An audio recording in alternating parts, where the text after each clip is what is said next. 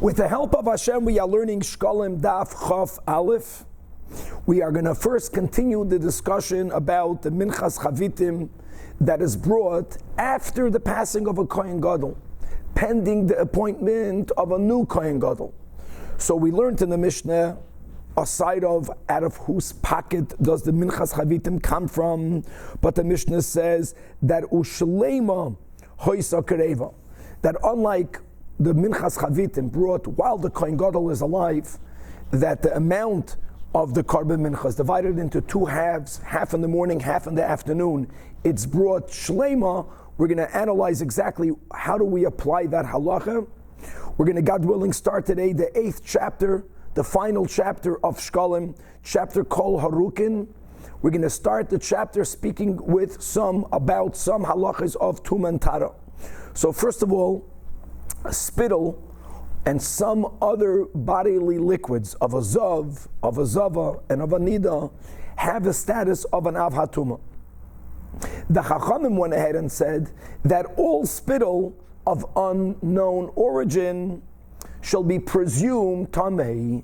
This is a derabanan, and it's not because the roiv of spittle is coming from a zav or a nida. No, but since there is what we would call a sizable minority that does originate from those people, so if you don't know where it came from, you have to presume a tumah. Now that's a very chamur dika tumah derabanan, because we are presuming that the spittle has the status of an av, which means it could be metama even Adam and Kalim. However, we will begin the Perek by learning that there is an exception to the rule. Spittle that's found in Yerushalayim, being that there is less people that are tamei in Yerushalayim, we don't have this derabanan, we don't presume that it's tamei. However, even in Yerushalayim itself, there will be exceptions. There will be locations in Yerushalayim, as we'll see in the Mishnah, that we will impose on spittle that's found of unknown origin. There's the Rabbanan Dika Tumah, and something very similar, the Mishnah will discuss, we find regarding kalim, utensils that are left unattended. Now here, the keli doesn't become an av, but maybe a source of Tumah, an ava Tumah, had contact with the keli, and the Rabbanan said that unattended kalim are presumed to be tamei, because there is a sizable minority of people that are tamei and that might have conveyed tumah therefore to the keli. And here again, the Mishnah is going to point out that Yerushalayim is an exception to this rule, that unattended kalim in Yerushalayim are not to be presumed tamei. And here again, in Yerushalayim itself, we will have some exceptions. On Daf Chaf Aleph Amid Beis, we're going to review a sugya that we just had recently in Pesachim regarding the question of dam of an avela. The flesh of an avela, the flesh of a carcass of an animal that either is an impure animal or a pure animal that died without shchita, conveys tumah. Kazayis, basar, nevelas, matame. Other parts of the carcass, like the hide, like the bones, do not convey tumah. What is the status of blood from a nevela? So that will be the discussion, ultimately leading into a machlokes Tanoim and subsequently a machlokes Amoraim. And towards the end of Daf Chaf Aleph Amid Beis, we're going to learn about some amazing details regarding the curtains in the Beis HaMikdash. The Mishnah is going to be focusing primarily on the double curtain that separate the Kodesh from the Kachei Kachim, but we also remember, we just learned that really in the Beis HaMikdash, we had a total of 13 curtains and much more. Let us start on Daf Chaf Aleph Amid Aleph. We left off 6 lines from the top of the Amid. Says the Gemara, Rabbi Yoisa Amar Rabbi Yochanan. Rabbi Yoisa says that Rabbi Yochanan Ba'ai, he asked the following question. Again, going back to the Mishnah, that after the passing of a Kohen Gadol, before we appoint a new Kohen Gadol, the Minchas Chavitim is brought on a daily basis. But the Mishnah says the words Shleima Haisa Kereva, it was brought wholesome, it was not divided into two halves. So what does that mean? What are the two options? Mahu. Do we say option number 1, Shleima b'shachris v'shleima ben harbayim, that mamish double was brought, all of it in the morning, and again another entire Minchas Chavitim in the afternoon, or Shleima b'shachris, all of it is brought in the morning, but and nothing needs to be brought in the afternoon. This is the boya that Rabbi Yechanan said.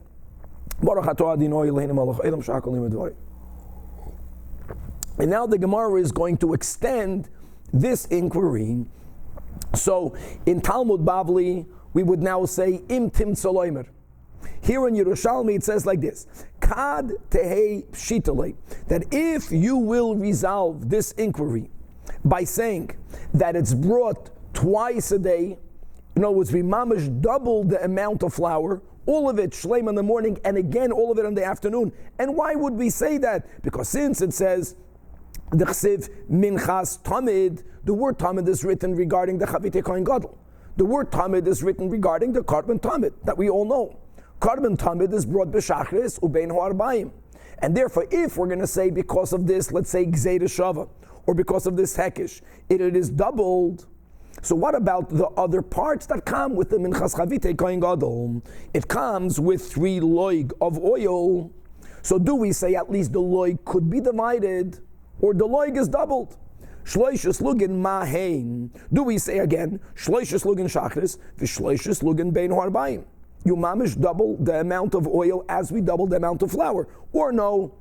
That takad shleimo haisa kereva goes regarding the flour.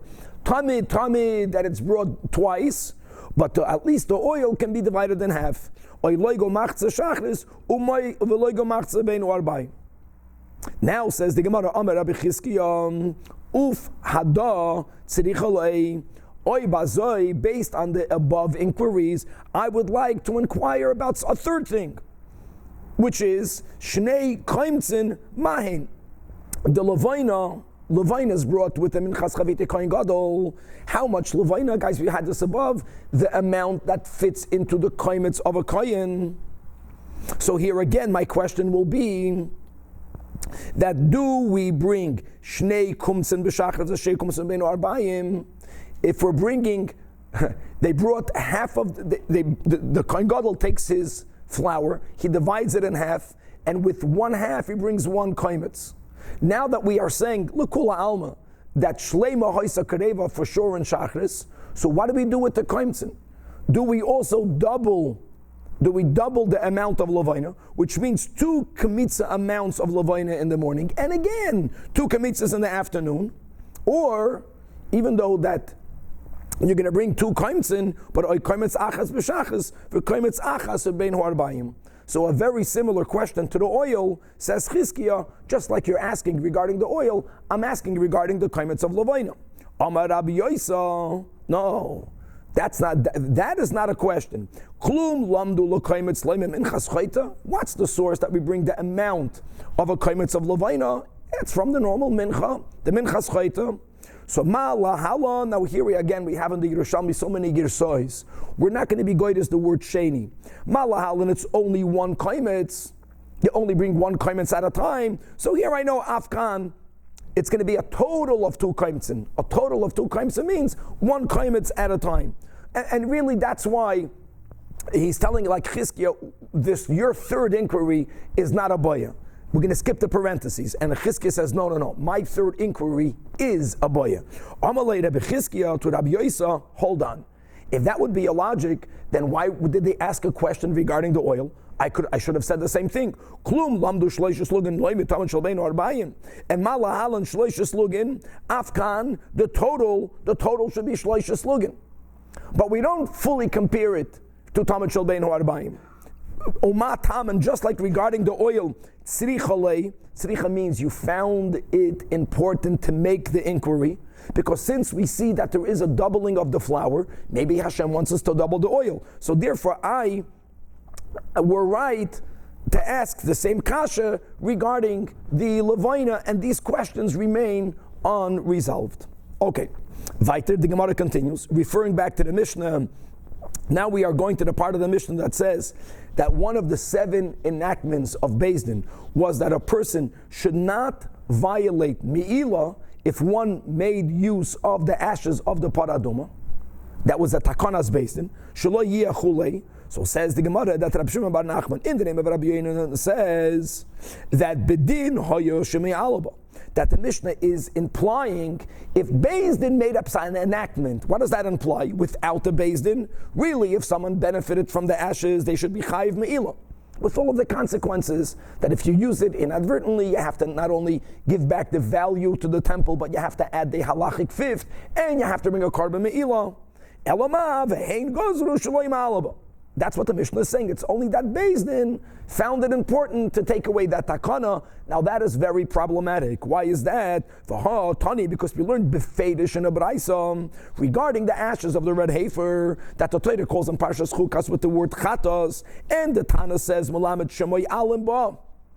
That the fact, even though it's not slaughtered in the Beis Hamikdash, it's a whole unique type of offering. It's not, you can say it's not a korban. No, the Torah calls it a chatos, says the Braisa to teach you that you chayiv me'ilah in it. So it's medayik the Gemara, the Braisa says ba moyalin, but that implies ve'ein moyalin ba'afra. Biblically, there is no me'ilah. And that appears to contradict what our Mishnah is implying, that it's only takonas Beis Din that there is no me'ilah. So to resolve that, Amar Ababo, let me tell you what it is. Barashayna initially, Haya mishtak shekinba, people would debase the ashes of the red heifer. How would they debase it? One of the ways people healed skin wounds is that they would put ashes on their wound. And by the way, if you remember, we learned this from the Rambam, that there is a rabbinic problem with that, because then it's keilu you're making a ksoivas kaka, because then the color of the ashes becomes like permeated on your skin. But take that aside. People would use ashes for healing reasons. People sometimes would take the ashes of the red heifer. And why did they do that? Because what the Braisa is saying is correct. When the Braisa says that there's me'ilah, but there's no me'ilah with the ashes. Now, of course, one should not use these precious ashes for such a purpose. People were using it. So it was Vigazru, the Chachamim said, interesting, a rabbinic me'ilah, she'yimu aluba. The Chachamim says, whoa, you're chayiv me'ilah. Oh, the moment the Chachamim said that, no one touched those ashes for anything other than using it, right, to take away tumas meis. And kivin shenigdiru, once their gezeda was effective, that people no longer were using the ashes for their own mundane purposes. So now, gazru shaloyim alaba. So now that was our Mishnah. They went back to bring things the way they are, mida oiraiso. And finally, we had in the Mishnah of Allah Kinan. So if there was something lost or some bird became disqualified from the Kinan box, so the person who put the money there might not even know that. So that bird, that korban has to be replaced. Who replaces it? So what we have in the Mishnah, that Rabbi Yossi said that they made up that whoever supplied the Beis Hamikdash with those birds, they needed to go out of pocket if a bird needed to be replaced. So says the Gemara, now this will help us understand something that we just learned in the previous Perek. When we learned about, remember the coins that were found in between the boxes. So if you had coins that were found in between the kinin and the goizli oila, lechachamim, that say that the kinin box had in it obligation karbanis. So the Mishnah only was speaking about which box do you put the coin in. And the Mishnah says you put it into goizli oila. We had this before. So then the kasha is, okay, you resolve the money, but what about the person? And Hoisha hazois b'mayim iskaperes. So Amar Rabbi Yitzchak tonight based in who that hamasapik es hakinim, who mesapik es hapsulois, and the avudois. It goes together. Our Mishnah spoke about psulois. That sugya spoke about avudois. It's the same shita.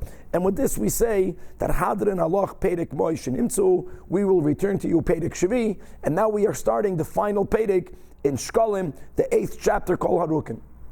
And Chevra, as we spoke out in the intro, there's a very important klalim that when you have spittle from people that have a status of an av, because Tuma was Yotzei Megufam, so let's speak about a Zav and a Zava, but it's really also a Nida. So their spittle is an av. And we also learned it's not only spittle, it's not anybody liquid, but anybody liquid that first gathers in their body. And then it is expelled like urine, has a status of an av, and the example that we use is spit, roik. Now, if you find on the street or anywhere spittle and you don't know where it came from, midoy raisa, right? You have a concept of oslin and basaruba. The Chachamim imposed a rabbinic tumah. You don't know where the spittle came from. Midrabanan, you have to assume it came from a zava. That's a very strong rabbinic tumah. However, the Chachamim did not impose this tumah in Yerushalayim because people were more cautious about the status of their tahara in Yerushalayim. It's not that there were no tummy people in Yerushalayim, but the sizable minority that inspired this rabbinic law was not found in Yerushalayim. And now the Mishnah is going to say, but there were locations in Yerushalayim where the Rabbanan was in effect. Let's read the Mishnah. Kol harukin hanamtsoim b'Yerushalayim are not like rukin that are found elsewhere that are tamei midrabanan on a level of an av, but they are tohirin. However, there is an exception to the exception, which is chutz mishuk ha'elyon. There was an upper marketplace, and the Gemara is going to explain exactly why there was a larger amount, a greater amount of tuma in the shuk ha'elyon. And therefore, if you find spittle and you touched it and you don't know where it came from, then midrabanan, imagine the person is a rishon. These are the words of Rav Meir, because the spittle is enough. Rabbi Yossi Omer that in Yerushalayim, he disagrees with Rav Meir. There is enough tumah for you to decree the general rabbinic law that a spittle of unknown origin is tamei midrabanan, even in Yerushalayim. However, a little bit lenient. Means he's a lot more machmer than Rav Meir, but he says like this: B'shar kol yimai sashana in Yerushalayim, if you find spittle sheba emsa in middle of the road, and we presume that people who are tamei will walk in middle of the road, and as the Gemara will clarify, that it's about the roiv and the miut. When the majority of the people are not careful about their status of tum and tara, so we presume most people are tamei, so the roiv go in the middle. The people that are in the minority, they go to the sides. The minorities go to the back, they go to the sides. So in the middle of the road, then you have to assume that the spittle is tamei. Just to remember, it's not that roiv people are tamei, but there is a sizable minority of people that are tamei, which is why the Chachamim made that takana. And Shebetz Dadim, this is Rabbi Yossi during the entire year. Here he's takamayda that in Yerushalayim, in the Tzdadim, the people that walked, there were people that were very careful about the tum and tara status, and therefore there is no rabbinic law, and the spittle that's found is tohidin.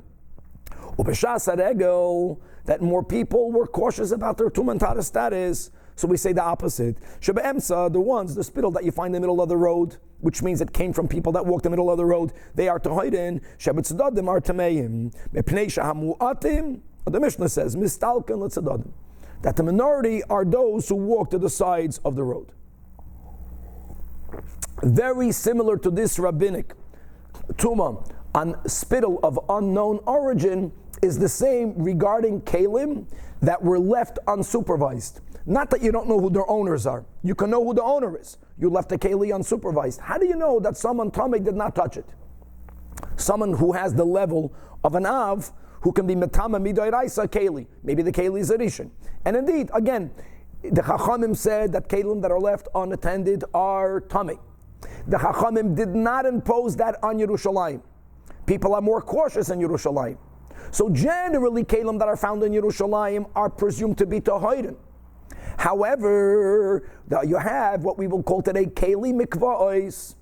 In the times of Chazal, they had dafke two ways of going into that location, an entry and an exit. They did not want people that are entering with kelim that are tamei to be walking on the same shvil with the people that are exiting the mikvah, because when you're going there with kelim that are tamei, there's tumah there. Maybe the keli will touch something else. Now I know a keli cannot be matama keli, but maybe the keli will touch food. So they made a separate exit. So here what we will call a circumstantial evidence. Even though in Yerushalayim B'chlal they did not impose this derabanan on unintended kelim, but kelim that you find on the path going into the mikvah, There, no, those kelim are coming from people that need it. Now, doesn't mean that this keli was tamei. You don't know that, but there's a higher chance. Now we have to make a comma. First of all, they are tahoiden. They are tahoiden. However, if there is a reason why we would think that they are tamei, so if they were found derech chirida lebeis Tefilla, then we say tameim. If they are derech Aliyah, then they're like the rest of Yerushalayim. Then they are tahoiden. Because shaloi kiridas and aliyasan, we don't compare these two paths together. The only reason why we say that kelim hanamtsoyim derech chiridas, because derech chiridas, the kelim, the ones who are tamei are being taken out to the mikveh. They were pre-Tefilla.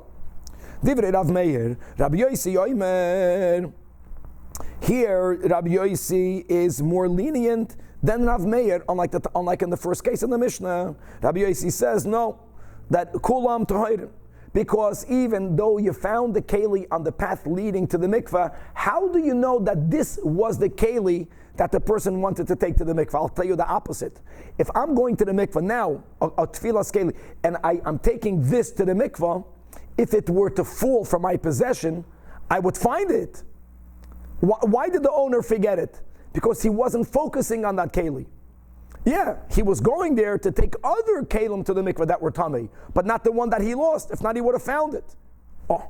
Elamah, there are exceptions, which is kelim that are used for burials, which is a sal, a certain basket that they used. Hamagref is a shovel that they would use. A meritza is a certain hammer that they would use. But which ones of these kelim only hamiyuchadim likvaros? Since they are used for burials, then even though they were found in Yerushalayim, there was a heightened level of separation from Tumah, but still, he says, if you don't know who it belongs to, then you presume that it's tamei. And now the third din that we have in this Mishnah, and this is dinim that we learned in Pesachim, Sakin. You find a knife. Okay, and again, there's a rule that a keli that's left unattended is tamei. And now we're going to learn another exception to this rabbinic tumah. You find a knife that would have been good to shecht the Korban Pesach, that you find it on the 14th day. Here you say that the owner of this knife, no matter who he was, would not have left this keli tamei, being that everyone needs to use it on Yudalit for Shchitas Korban Pesach. Furthermore, just to know another detail, that when a keli does become tamei, when it comes to kachim, I want to say a detail, hold the eye, kelim in Yerushalayim are not tamei. When do we say that the Rabbanan did not impose this unintended keli in Yerushalayim? It's not tamei. That's only concerning chulin and even for truma. But for kachim, they did impose. For kachim, it was left unattended. You found it, it's tamei even in Yerushalayim.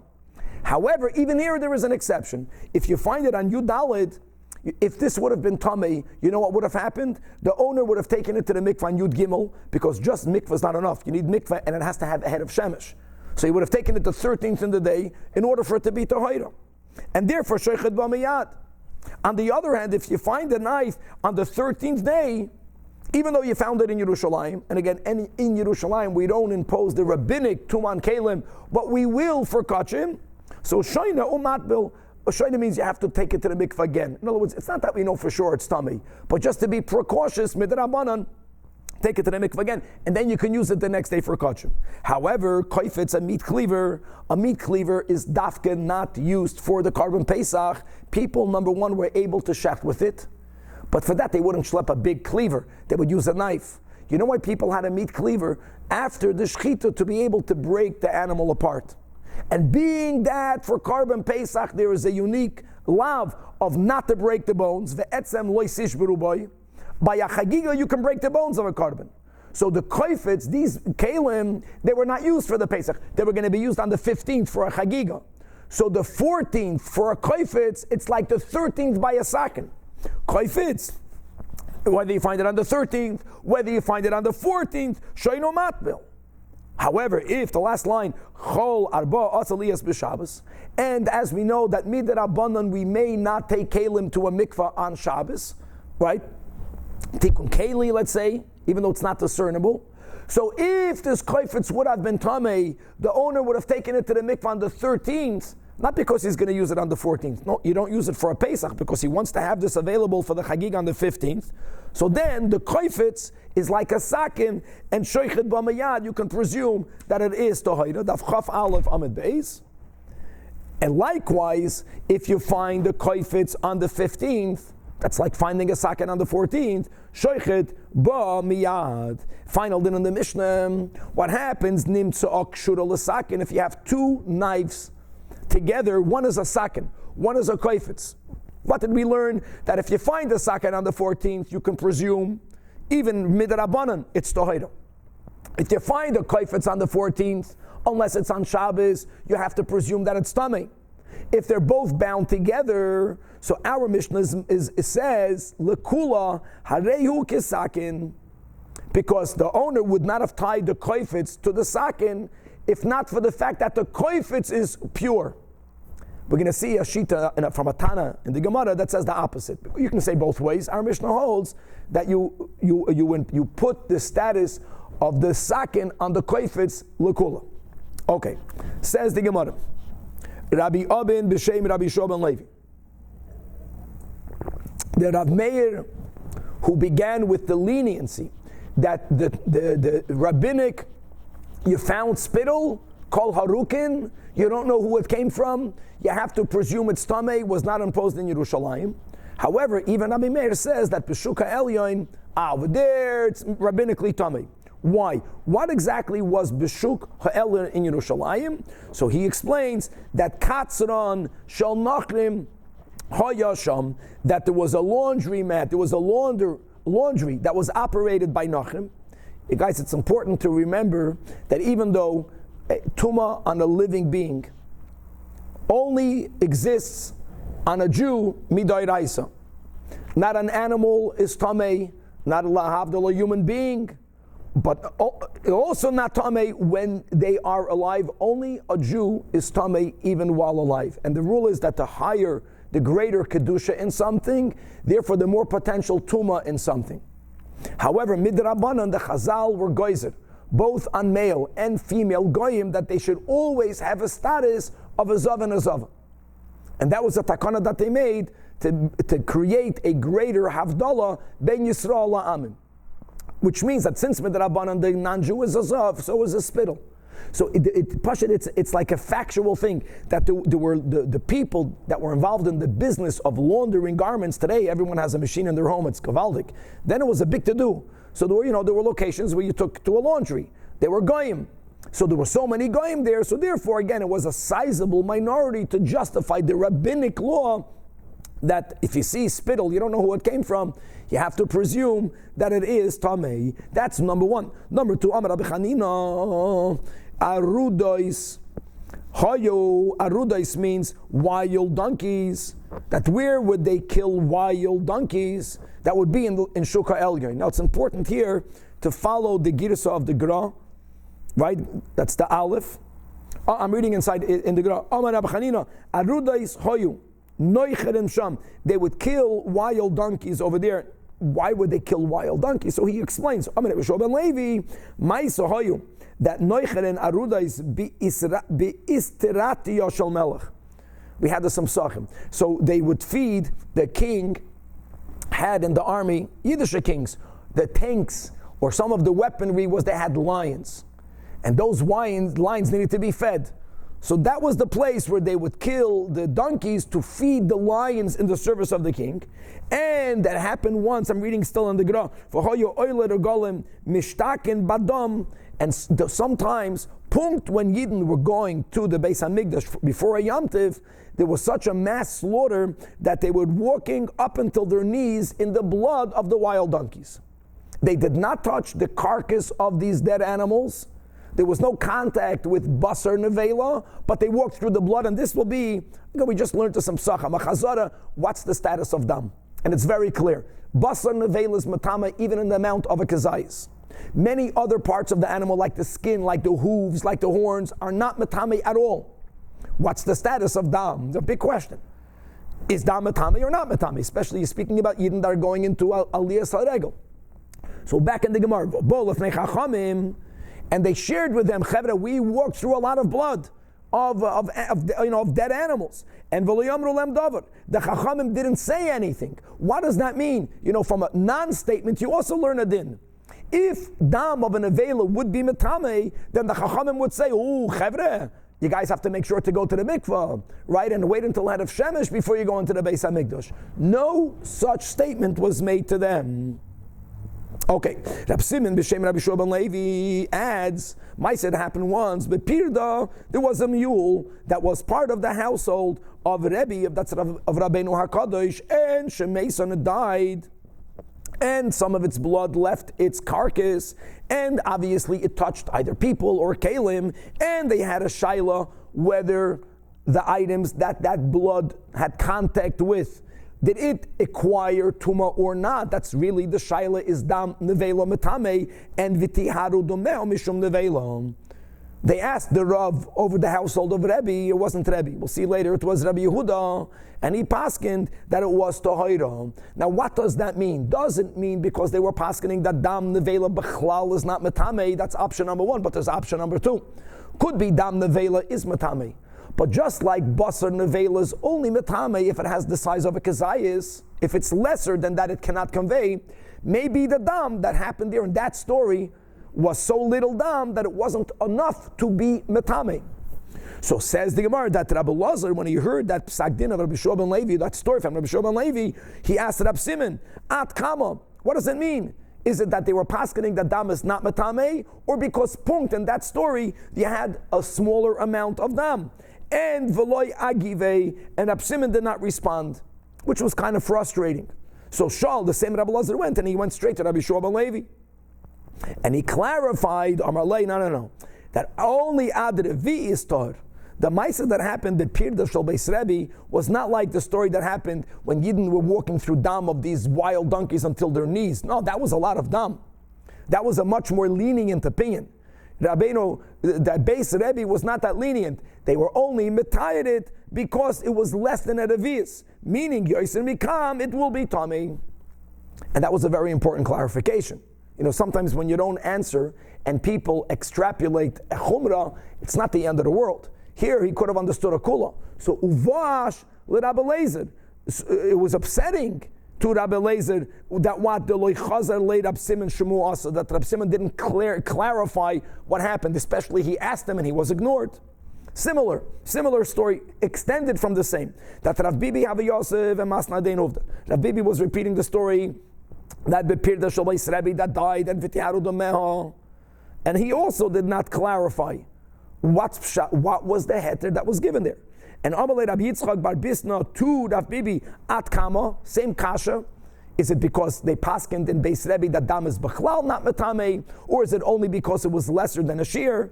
And Amalei, and he's clarifying his question. Is it only Ad Revi Yistar, but the Yosim Ikam Tamei, or not? Or is it Oyistar? And here again, Rav Bibi did not respond.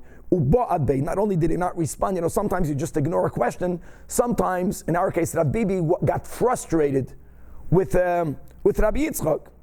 So Amalei, Rabbi Zrika witnessed it. And he got upset with Rav Bibi. He says, I don't understand. The Yid is asking you a shaila. How can you get upset with him? Amalei Rab Zrika began to have a shoylach because he asked you a question at boy. So to which Rav Bibi defended himself. Rav Bibi said, Amalei, no. I wasn't upset at him. He says, I was preoccupied with Parnasa. And begin the loy havas dat to be, my mind was not with me. My das was not with me. And as the Amar Abchanan, that when it says in Parshas Kisavi regarding the Toichecha, so the pasuk says very heavy words. That God forbid that already happened all this. That your very life will be hanging in the balance. What's that a person's life is hanging in the balance? That's a person that does not own farmland. That is the biggest curse. That's beginning with that, because when you own land, then al piderech hateva, you'll have food. The moment you have to buy food, it's already a klala. That refers to a person, even if he's wealthy enough to afford to buy one-time wheat for the entire year, it's still called a yid that chayecha teluim l'chamaneged, because he doesn't own farmland. Then when the pasuk continues, going from bad to worse, that you'll be frightened by night and by day. That's a person who cannot even afford to buy wheat for the whole year. He can go to a wholesaler, right? He doesn't have to buy it nebach every day, right? It's not hand to mouth, but that's already even worse. And when the pasuk continues, you won't be sure whether you live. That's already zeh. That's a person, they call this today, what, a person that's living from paycheck to paycheck. That's the biggest klala. And Va'ano said, Rav Bibi, I'm in that category. I'm samech apaltiro. And what kind of great excuse, not that we're looking for excuses, do you then have in Golus? Everyone is in this category. 95% of people are in this category. But Rav Bibi was saying, because of that, I was focused on my preoccupation of Parnasa, but I wasn't upset at him for asking the question. But my Kedoin, so here again, so hey, Rabbi Shua ben Besaida, so here we're quoting a Mishnah in Eduyos, that there he makes a statement, and this is his statement. Dam nevelis is tar. You know what it's mashma? It's tar b'chlal. L'choyret means it's completely tar. Mal tar milah. Says the Gemara, no. Don't bring a raya from that Mishnah in Eduyos, because maybe mahu tar, maybe tar over there only means that this dam is not going to be machshir, as we have the klal that in order for produce to become tamei, even if a source of tumah has contact with it, it first needs to become muchshir l'kabel tumah. What makes something susceptible to becoming tamei? It becoming wetted berotzain with one of the 7 liquids, including dam. However, we also learned why is dam like water, because the Torah says hal ha'aretz tishpechenu kamoyim, and that hal ha'aretz tishpechenu kamoyim only refers to dam that leaves an animal after you slaughter it. That's the pasuk that tells us that you don't have to do the covering of dam by dam behema. Today in a shlachtos you don't cover the behema's dam. By a kaparis, yeah. By dam chayo, yeah. But anyways, which dam is nishpach kamayim?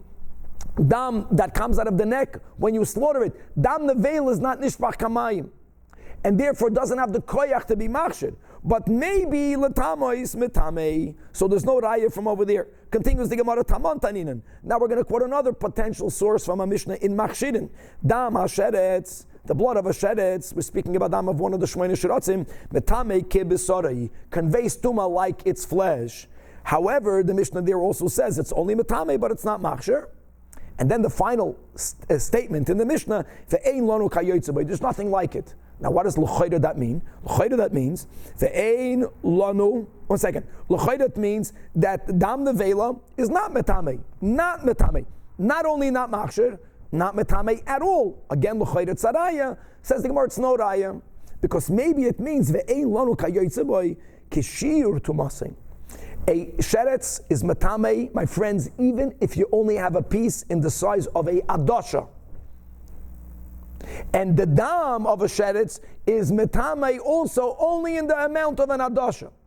Says the Gemara, maybe dam nevela is metame. It's not like dam sheretz, because the shiurim of dam of a nevela is not like the shiur of a basar. By the sheretz, they have the same shiur, adasha. By the nevela, as we learned above, even if you're going to subscribe to the more chamor opinion that dam nevela is metame, how much dam do you need? A revi'is. How much dam do you need from basar? A kezayis. A kezayis. So they don't shear this. They don't have the same shiur. That's the meaning. Avol dame maybe metame kebasar. So bekitzer, we couldn't prove it from the Mishnah in Eduyos. We could not prove it from the Mishnah in Machshirin. Says the Gemara, it's really a machlekes amayroim. Amar Rabbi Yosi, pli batrei amayroim. Chad amar tamei v'chad amar tar. Lokula alma, less than a revius, will not be metamei.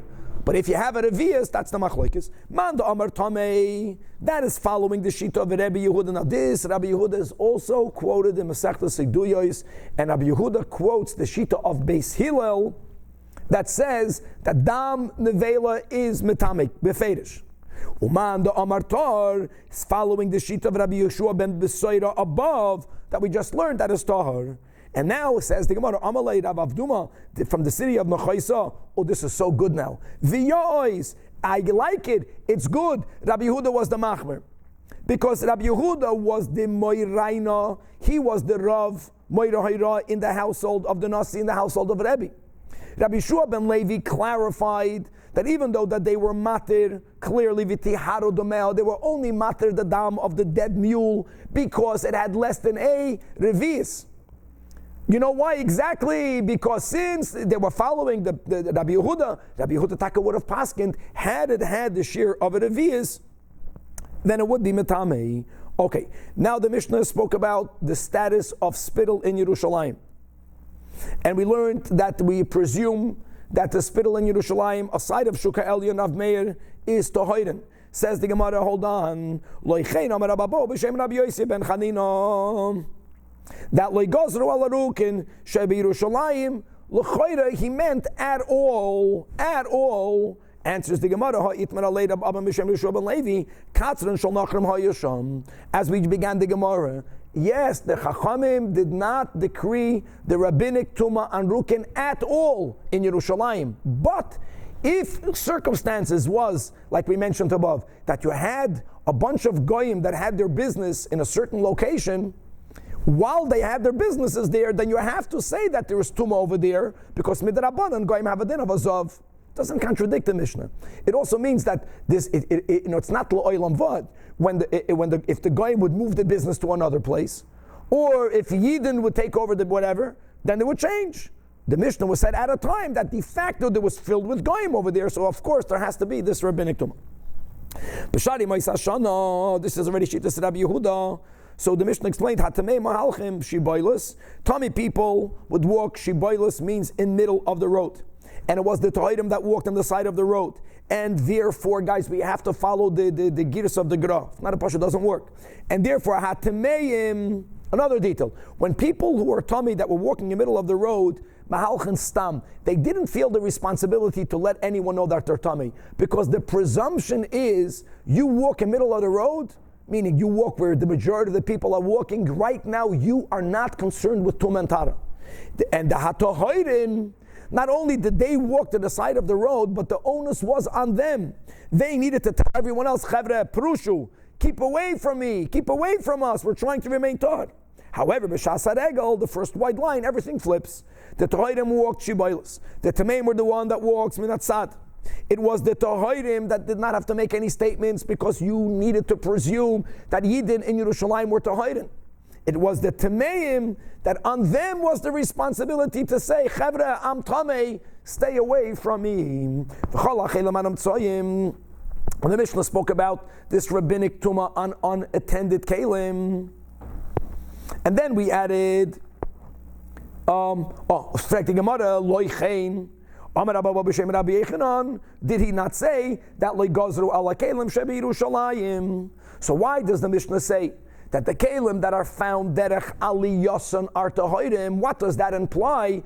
Only derech Aliyasan, because they're leaving the mikvah. That seems to apply that in Yerushalayim stam it's tamei. Really, it's a stira. The Babli elaborates more, because when the Mishnah says that Echiridasan is tamei, is takamashma, only that Echiridasan is tamei, everyone else is tar. Then when you say that Echaliyasan, so what is it? So here the Mishnah explains, we spoke this out when we learned the Mishnah. Really, in Yerushalayim, stam, kalim are not tamei. However, there is one exception, that mekivin, shenimtzu, derech yirida, lebeis Tefilla. Okay, so then that's called nasu hoicheyach. There's like a demonstration. It's like a raya. It's a hoichacha that this keli for sure came from someone that was going to the mikvah for a reason, to be matayir kalim. And derech aliyasan is not like derech yiridasan, but really derech aliyasan is like anywhere else in Yerushalayim. Abba Shaul. Now the Mishnah gave an exception. There are 3 kalim that are always going to be tameim, even according to Rabbi Yehuda. What were the 3 kalim that were used in burials or in the cemetery? So the 3 kalim were sal, magrefa, and meritza. Meritza means a hammer. So now the Gemara says in semantics that meritza keli was called by Abba Shaul as a tzipoirin keli. Now, why did they call it tzipoirin? Why did they call it meritza? Explains the Gemara. Manda amar tzipoirin, because it was shaped like a fingernail, which means it was like wider in the bottom and it got pointy in the top. Manda amar meritza. The word meritza means a crusher. is because when they would dig graves, sometimes you encounter a rock, and you have to crush through the rock. So maybe in locations where it wasn't so rocky, they would call it a tzipoiden. Maybe in Yerushalayim, Yerushalayim is very rocky. When you make a new opening in Har HaZeisim, you have to crush through whatever's there. Koifetz, the final din in the Mishnah, was the difference between a koifetz and a sakin. And as we pointed out, the top line of the Amud is that if a koifetz is kshura l'sakin, our Mishnah was lenient, points out the Gemara that a Braisa says the opposite. Machlekes Tanoim. That Tani we learned in a Braisa that if sakin, kshura la, if a sakin is tied to a koifetz, then we don't say they both have the status of a sakin. Punkt fakert. Hareizu kemoised has a din of a koifetz. We go l'chumra. All right, moving on now to the paroichesin that we have in the Beis Hamikdash. Says the Mishnah, paroiches. We're speaking here as an example. The dinim will be the same for the other ones, but the dinim of Tumah. We're speaking here about the paroiches that separated the kodesh and the kodesh kachim. In the first Beis Hamikdash, there was a wall that was built that separated these two environments. In the second, by Yesheni, instead of a wall, we put a double curtain with one. The whole thing took up an amma space. But the Kohen Gadol would enter from an opening on one side, and he would walk through both curtains and then enter the Kodesh Kachim from the opening of the other side. In other words, neither of these curtains really went from wall to wall, but you were unable to look into the Kodesh Kachim because there was a curtain blocking you. When you were inside the Kodesh Kachim, you were unable to look into the Kodesh because the other curtain was blocking you as well. Says the Mishnah, Paroiches shenitmeis bevlad hatuma. So here we go. A Av has the koyach midoiraisa to be metama kelim. A Rishon Latuma, which is called a Vlad, a Rishon midoiraisa cannot be metama kelim. However, since you can have a liquid Rishon, and there are liquids that have the status of an Av, which is an anomaly, but going back to the dinim of spittle, the spit or the urine, or certain other bodily fluids of a zav and a zava and of a nida, they will be matama on the level of an av. And if that would touch a keli, it would be matama the keli. So came along the chachamim and they said that any liquid should be matame kelim midrabanan. But if the liquid only has a status of a rishon, what would the keli be? The keli would be a sheni midrabanan. Now that is very, very important, because if something that is tamei on the level of doiraisa, you have to take it out of the Beis Hamikdash to toivel it, because you have to remove tuma from the Beis Hamikdash. Furthermore, if something is tamei on a level midoiraisa, even after taking it to the mikvah, normally you have to wait until it's dark for you to be allowed to bring it back in. The paroiches that became nitma b'vlad tuma, which means it's only tamei midrabanan. It's takatami midrabanan, but number one, you don't have to remove it from the Beis Hamikdash compound, and therefore madbilin oisoi bifnim. And indeed, the mikveh that was used by the Kohen Gadol, as we'll begin learning, God willing, soon in the new Masechta Yuma or Yoima, over that mikveh was large enough to bring in the paroiches. You did not need to remove it. And number two, even if for technical reasons you wanted a larger mikveh and you removed the paroiches from the holy area, so since it's only Tami Midrabanan, you don't have to wait until the next day to bring it back. Umachnisin oisa miyad. But says the Mishnah, in contrast, if the paroiches became Tamei from something that's Taken Av, which means that it is Tamei Midoiraisa, then you can't toivel it inside. You have to remove it ASAP. Matbilan oisei bachutz.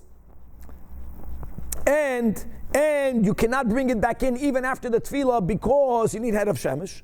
V'shoitchen oisa, they would hang it up to dry. They would hang it up in the area known as the Chayil, as we spoke about just not long ago about the 13 breaches, that there was a soidek fence. In between the soidek fence and the Azara fence, that area is called the Chayil. That area you still may enter even though you don't yet have head of shemesh, head of shemesh, but not further. You can't bring it in beyond the chel.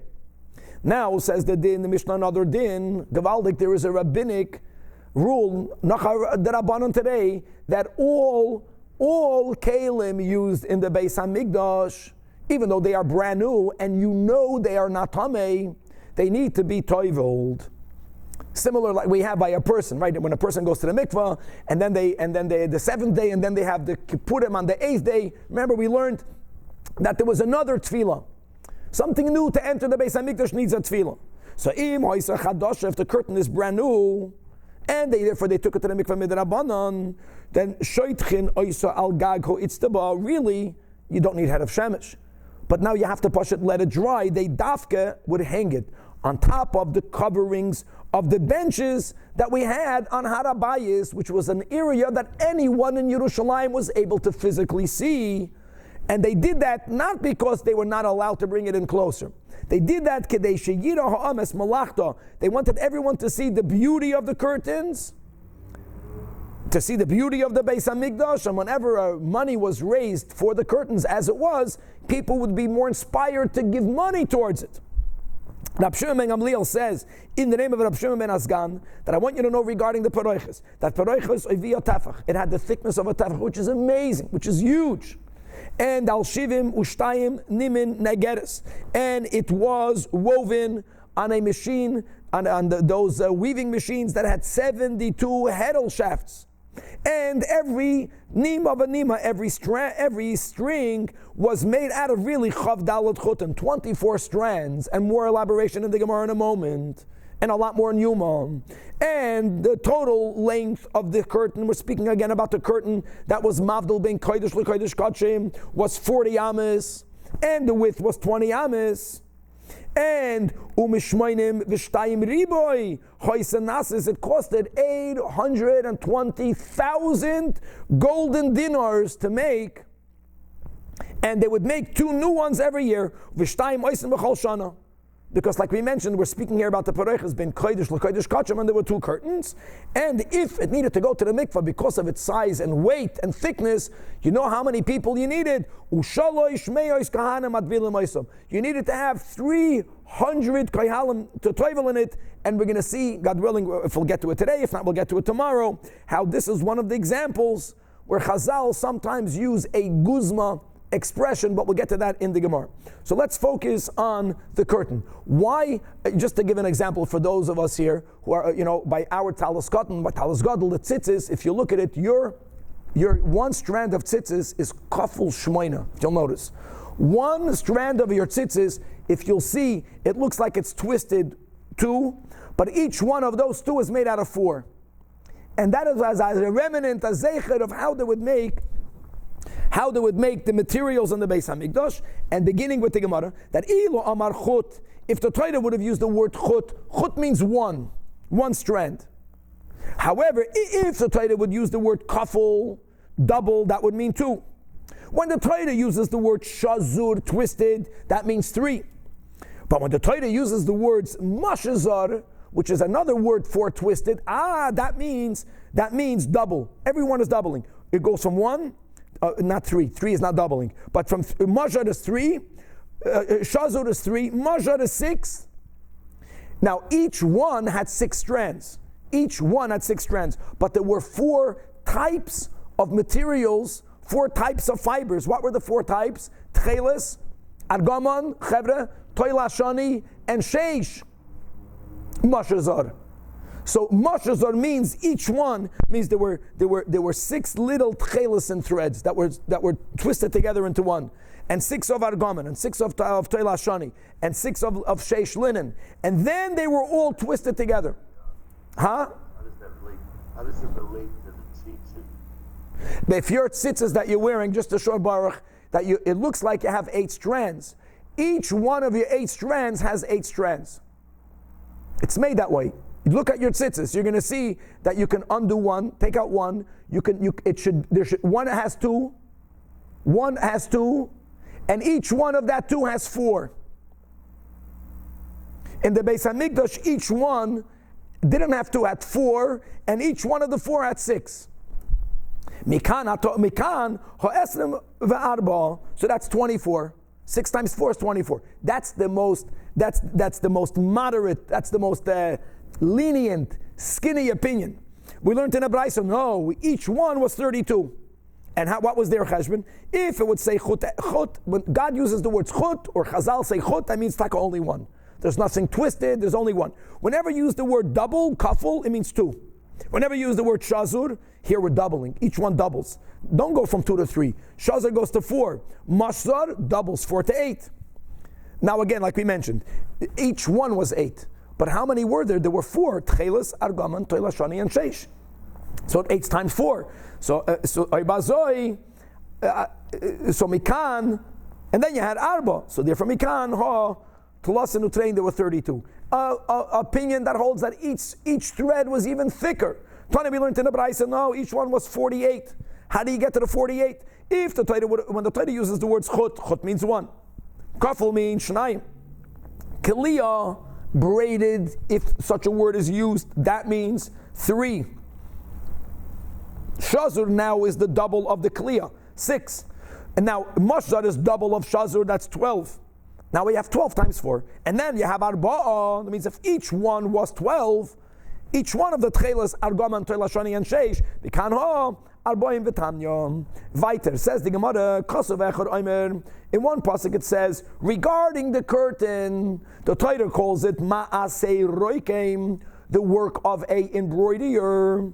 In one pasuk it says Ma'aseh Choishev, the work of a designer. Why does the Torah change these expressions? What does embroidery mean? What does designer mean regarding the in materials? Explains the Gemara. Ma'aseh Roikem, the work of an embroiderer is when you make a design out of these threads, when you weave them together.